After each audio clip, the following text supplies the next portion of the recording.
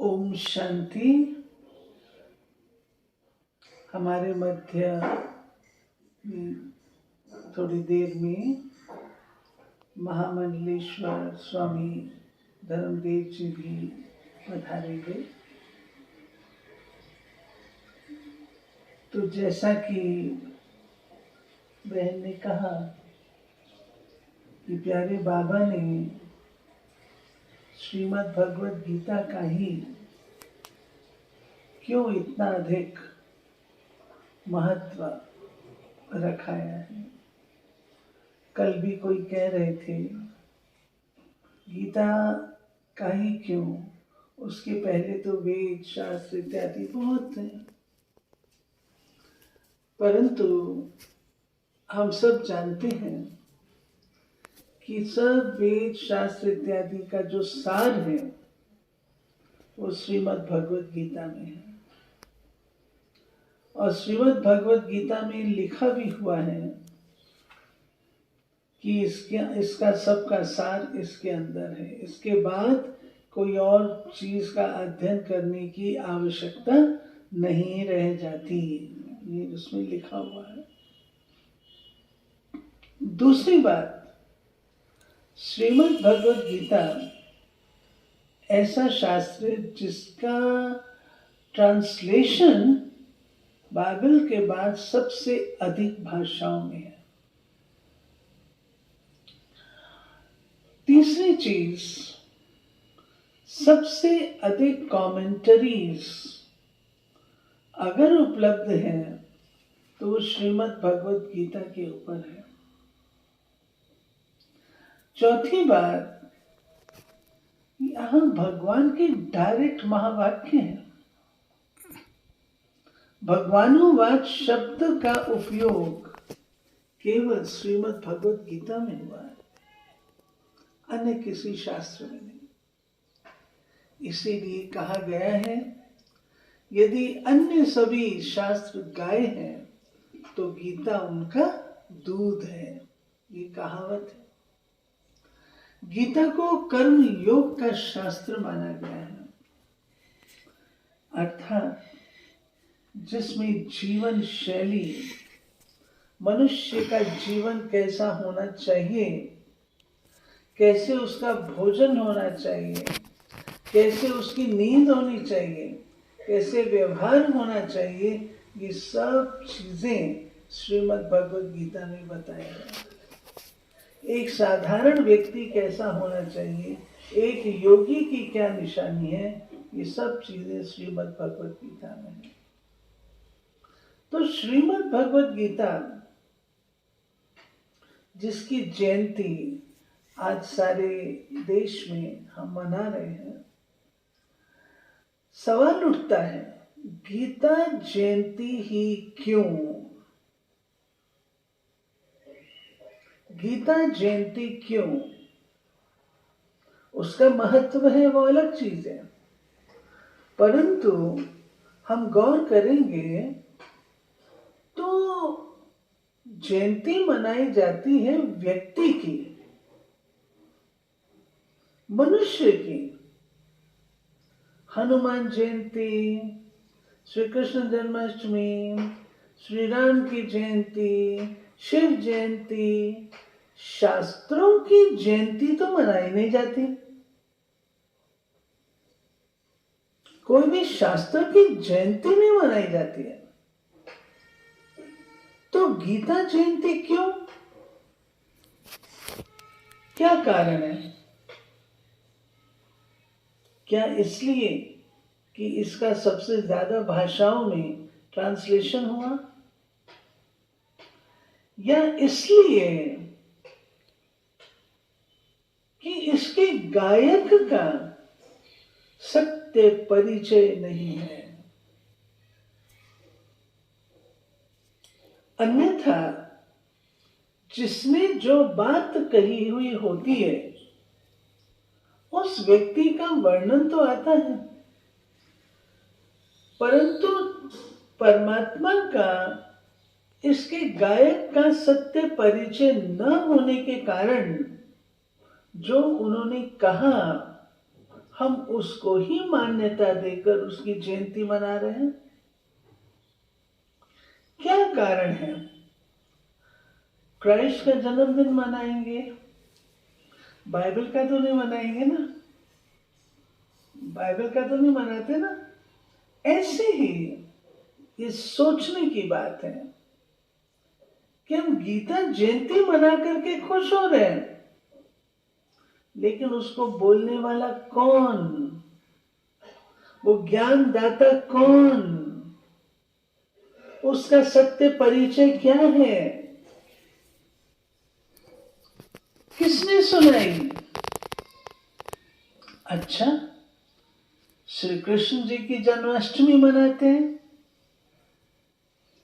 अब वो छोटा बच्चा, उनकी जन्माष्टमी हम मनाते हैं, तो सामान्य रूप से जिस व्यक्ति ने जो कार्य किए हुए होते हैं वो उसके जन्म दिवस पर सुनाए जाते हैं।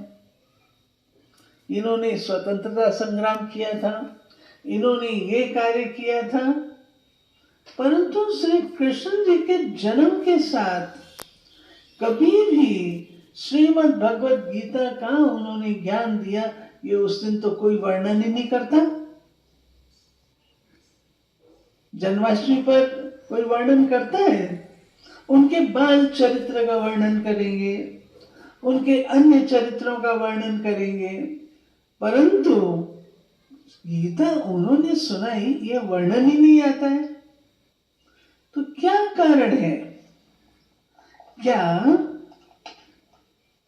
श्री कृष्ण जन्माष्टमी उसके साथ लिंक्ड नहीं है? लगता तो यही है। अगर होती तो इतनी सारी चीजें हम उनके साथ करते हैं, परंतु ये क्यों नहीं? तो तीसरी बात जो मन में आती है कि जयंती उसकी मनाई जाती है जो गुजर चुका हो, जा चुका हो। तो गीता तो उपलब्ध है, श्रीमद् भगवत गीता तो उपलब्ध है, तो क्या ये उस ज्ञान का यादगार तो नहीं जो 5000 साल पहले परमात्मा दे करके गए थे और बाद में लिपिबद्ध हुआ, कहीं ये उसकी यादगार में तो नहीं मनाते? ये सवाल एक सामान्य मनुष्य के मन में उठते हैं कि श्रीमद् भगवत गीता का इतना जो जयंती मनाना सेपरेटली, उसका कारण क्या? सच्चाई की बात यह है कि श्री कृष्ण और शिव बाबा दोनों की महिमा में अंतर है। श्री कृष्ण की देह थी, परमात्मा निराकार है, ज्योति बिंदु है, और उनके मंदिर सारे भारत में पाए जाते, सारे भारत तो क्या परंतु विदेशों में भी है। उनको सोमनाथ, विश्वनाथ, पशुपतिनाथ, कितने प्रकार से, कितने उनके नामों से मंदिर बने, परंतु है वो शिवलिंग ही, कोई और नहीं है, शिवलिंग ही है।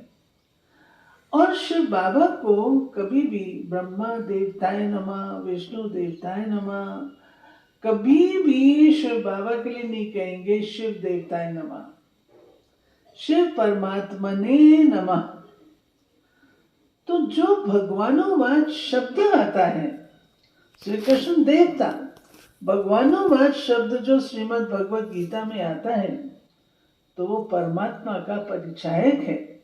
तो क्यों ना माना जाए कि श्रीमद् भगवत गीता का जो ज्ञान है वो परमात्मा पिता ने ही आकर के दिया था।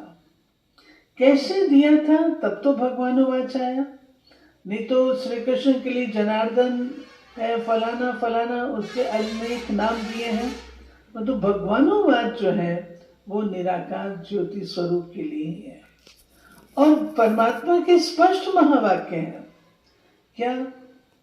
कि मेरा जन्म साधारण प्राकृत मनुष्य सदृश्य नहीं होता, मैं मां के गर्भ से जन्म नहीं लेता, मेरा जो जन्म है वह प्रकृति को वश करके मैं आता हूं और पर काय प्रवेश करता हूं। पर प्रकृति को वश करके आता हूं और पर काय प्रवेश करता हूं। अब सवाल उठता है, मैं अजन्मा हूं। श्री कृष्ण के तो अपने माता पिता शिक्षक गुरु रहे। श्री कृष्ण जो नस नाड़ी के बंधन में वे भी आए, सतरज तम से क्रॉस किए, परंतु निराकार परमात्मा ज्योति स्वरूप है जो कि आकर के इस धरा पर किस समय आता हूं। श्री कृष्ण के जन्म दो प्रकार से बताते हैं। एक बताते हैं सतयुगी से महासंहार के पश्चात सारी सृष्टि जलमयी थी और पीपल के पत्ते पर श्री कृष्ण अंगूठा चूसते हुए आए, यानी सतयुग के प्रथम, नव युग के प्रथम संतान कहो, प्रथम राजकुमार कहो, श्री कृष्ण थे। और दूसरा उनका जन्म दिखाते हैं कारागार में, कंस के कारागार में, और वो भी कौतुकी। उसमें जब वो जन्म लेते हैं तो कन्या को मार दिया जाता है और श्री कृष्ण जी को ले जाते हैं और दरवाजे खुल जाते हैं, बेड़ियां कट जाती हैं, ये सब कौतुकी दिखाते हैं। अब परमात्मा पिता हम आत्माओं को अब ये स्पष्ट ज्ञान देते हैं कि बच्चे, जो ये शब्द आता है अव्यक्त मूर्त, तो श्री कृष्ण जी तो अव्यक्त नहीं है, वे तो इन नैनों से देखे जा सकते थे। नैना विराम उनको कहा गया। इसी रीति से श्रीमद् भगवद गीता में है, मैं जो हूं, जैसा हूं और जितना हूं। जो हूं, जैसा हूं और जितना हूं, ये किस बात का परिचायक है? ज्योति स्वरूप जितना हूं, अर्थात ज्योति बिंदु हूं, जो इन आंखों से नहीं देखा जा सकता, परंतु उनको देखने के लिए दिव्य दृष्टि चाहिए। फिर परमात्मा कहते हैं ये मेरा लोक नहीं है। श्री कृष्ण को तो वैकुंठनाथ कहते हैं। परमात्मा पिता परम धाम निवासी है और वहां के रहवासी है। और जिस समय श्री कृष्ण का जन्म दिखाते हैं वो तो सतयुगी सृष्टि है। तो सतयुगी सृष्टि में अधर्म का नाश करने के लिए अवतरित होना, ये बात तो विवेक संगत लगती नहीं, क्योंकि सतयुगी सृष्टि में तो कोई ऐसी बात है ही नहीं। इसलिए परमात्मा पिता के महावाक्य हैं कि जब अति धर्म की ग्लानि है, अति धर्म की ग्लानि, तब मैं आता हूं, अधर्म का नाश और सद्धर्म की स्थापना करता हूं। तो सोच चलता है अधर्म का नाश, सतयुग में तो अधर्म है नहीं, तो कब होगा? क्या द्वापर युग में? अगर द्वापर युग में है तो विवेक कहता है कलयुग नहीं आना चाहिए। क्या परमात्मा अपने कार्य में इतने कमजोर थे कि द्वापर के बाद, उनके इतने एफर्ट के बाद कलयुग आ गया? नहीं, सोचने की बात है। ये कलयुग का अंत और सतयुग के आदि का कल्याणकारी पुरुषोत्तम संगम युग है, जिसके लिए कहा गया श्रीमद् भगवद गीता में आया कि मैं आकर के ब्रह्मा के द्वारा यज्ञ रचता हूं, जिस यज्ञ से देवता पैदा हुए और वे उन्नत हुए, अर्थात वृद्धि को प्राप्त हुए। अब सोचने की बात है कि वो यज्ञ कब रचा गया, जिसमें पुरानी चीजें, खराब चीजें, उनकी आहुति भी हो और नए देवी देवता वंश का आरंभ हो। वो कब होगा? वो होता है कलयुग के अंत में, अति धर्म ग्लानि का टाइम जब है। महाभारत काल में अंधश्रद्धा युक्त भक्ति, प्रेम रहित प्रभुत्व, धर्महीन राजनीति, सदाचारहीन व्यापार, विवेक शून्य आनंद, मानवता शून्य विज्ञान, ये सब चीजें उस समय धर्म ग्लानि के रूप से दिखाई दे रही थी। अग्न्यास्त्र ये उस समय के हैं, मूसल उस समय की यादगार है। नारियों का अपमान द्रौपदी के रूप से वहां दिखाया गया। आज अगर हम देखें, वो काल पुनरावृत्त होकर के पुनः हम उस स्थान पर आकर के पहुंचे हैं, उस काल में आकर के पहुंचे हैं जब ये सब धर्म ग्लानि के चिन्ह हम देख रहे हैं।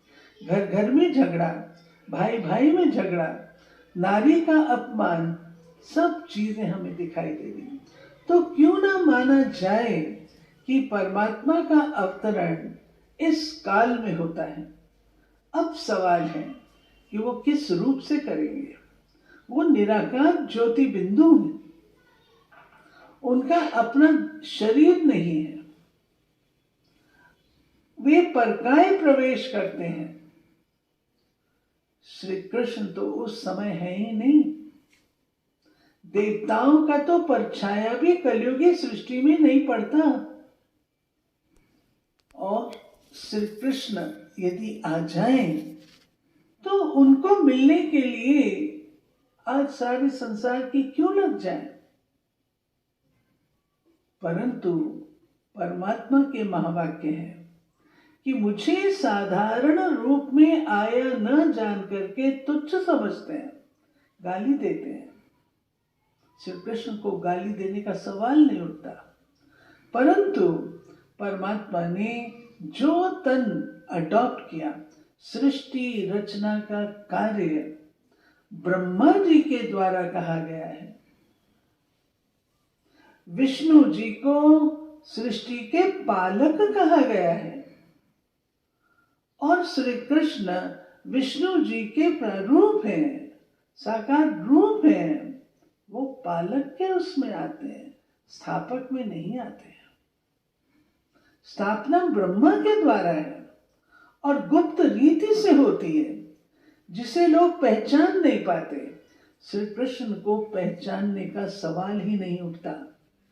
ये सवाल उठता है निराकार ज्योति बिंदु, जो कि जब अवतरित होते हैं तो वे साधारण मानव तन का आधार लेते हैं, जिसे पहचान नहीं पाते, और उनके माध्यम से नई दैवी सृष्टि की रचना का कार्य करते हैं। उनके मुखारविंद से सहज ज्ञान और राजयोग की शिक्षा देते हैं। परमात्मा शिव को कहा गया कामारी, काम का नाश करने वाले, काम का नाश करने वाले, क्रोध का नाश करने वाले, जो श्रीमद् भगवद गीता में आया है कि काम क्रोध लोभ नरक के द्वार हैं। अब इसका नाश कौन कराएगा? इसका नाश वही करा सकता है जो इस जन्म पुनर्जन्म के चक्र से न्यारा है, और वो परमात्मा निराकार ज्योति बिंदु शिव है, जिन्होंने आकर के आसुरी संपदा का नाश, दिव्य नेत्र दिया, दिव्य बुद्धि दी, ज्ञान का नेत्र दिया। काम क्रोध आसुरी संपदा है, इस बात का ज्ञान दिया, और दैवी संपदा को धारण करने का ज्ञान और शक्ति दोनों दी। तब नई दैवी सृष्टि की स्थापना होती है। अतः परमात्मा शिव ने ये ज्ञान, निराकार परमात्मा ने ये ज्ञान साकार मनुष्य रथ प्रजापिता ब्रह्मा के माध्यम से दिया। श्री कृष्ण के माध्यम से देने का सवाल ही नहीं उठता, क्योंकि श्री कृष्ण तो दैवी राजकुमार हैं, उनके वक्त पर देवी देवताएं हैं। उस समय कोई आसुरी संपदा नहीं थी। क्यों न माना जाए कि वर्तमान वह काल है जबकि परमात्मा पुनः हमें सहज ज्ञान और राजयोग का वो ज्ञान दे रहे हैं।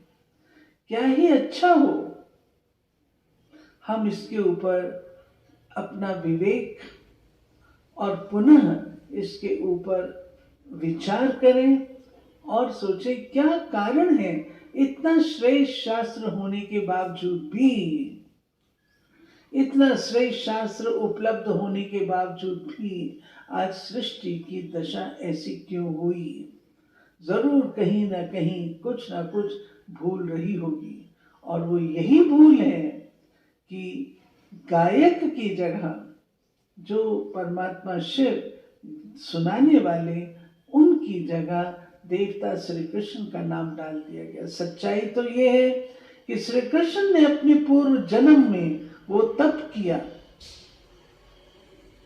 जिससे उन्होंने योगी राज का टाइटल पाया, और तपस्या करके अपने आप को देवता बनाया, और फिर उसके पश्चात श्री कृष्ण के रूप से जन्म लिया।